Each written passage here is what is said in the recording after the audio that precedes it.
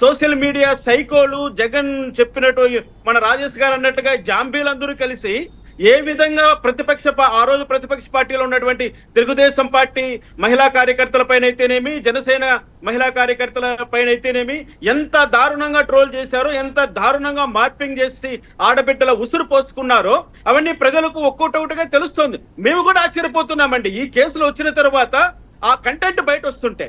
అంటే సోషల్ మీడియాలో వీళ్ళు విమర్శలు చేస్తున్నారు, అసహ్యంగా పోస్టులు పెడుతున్నారనే మాత్రమే తెలుసు కానీ ఆ డెప్త్ గా వెళ్తూ ఉంటే ఒక్కొక్కటి మీరు అన్నట్లుగా నేనైతే కొడవలు ఎత్తిపై నరికేస్తానండి. అది వాస్తవం. నా చెల్లిపోయినా తల్లిపోయినా చేస్తే ఆ పని నేను చేస్తాను, కానీ జగన్మోహన్ రెడ్డి చేయలేదు. మరి ఆయన వదిలిపెడతాం.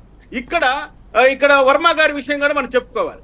వర్మ గారు చాలా సినిమాలు తీశాడండి. కడప గడ్డపై కమ్మ అది కూడా ఒకటి తీశాడు. అదే విధంగా నిన్న వచ్చినటువంటి ఆ సినిమాలన్నీ కూడా ఎంత నీచంగా తీశాడో, కానీ ఆయన సినిమా వరకే పరిమితం కాలేదు. కమ్మరాజ్యంలో కడపరెడ్లు అయితే కులం పేరు వాడొద్దన్నారని కమ్మను కాస్త అమ్మ చేశాడు. అంటే కమ్మను అమ్మతో పోల్చాడు చివరికి మళ్ళీ ఆయనే తప్పక.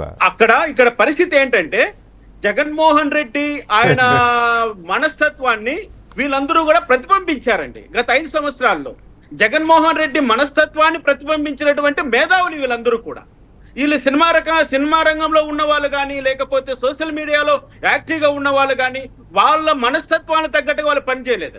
కేవలం జగన్మోహన్ రెడ్డి మనస్తత్వాన్ని వాళ్ళు ప్రతిబింబించారు. ఆయన అర్థము వీళ్ళు రిఫ్లెక్ట్ ఇచ్చారు అంతే. కాబట్టి తాడేపల్లి ప్యాలెస్ దీనికి అంతటికీ మూల కారణం. మొత్తం సీన్ ఆఫ్ ఎఫెన్స్ అంతా తాడేపల్లి ప్యాలెస్ అని మనం చెప్పుకోవాల్సి వస్తుందండి.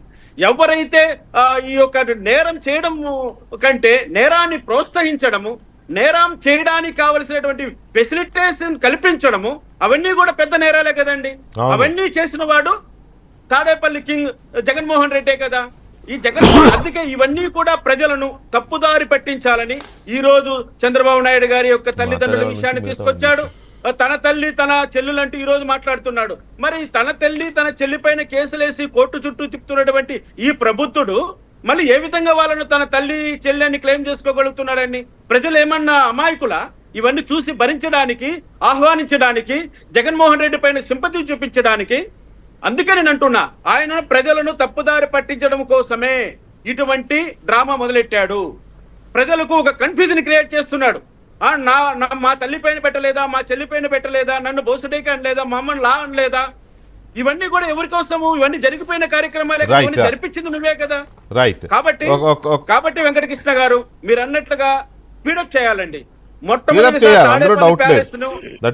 తాడేపల్లి ప్యాలెస్ ను సీజ్ చేసేయాలండి. మొట్టమొదటిగా మొత్తం లీగల్ గా సిఐడి డిపార్ట్మెంట్ వాళ్ళు వెళ్ళి తాడేపల్లి ప్యాలెస్ ను సీజ్ చేయాలి. తాడేపల్లి ప్యాలెస్ లో ఉన్నటువంటి ఎక్విప్మెంట్ అంతా సీజ్ చేయాలి. తాడేపల్లి ప్యాలెస్ లో ఉన్న రహస్య గదులన్నింటినీ బ్రద్దలు కొట్టాలి. ఆ కంటెంట్ అంటే ప్రజల ముందు పెట్టాలని నేను డిమాండ్ చేస్తున్నా. రైట్ యామిన్ గారు, ఇది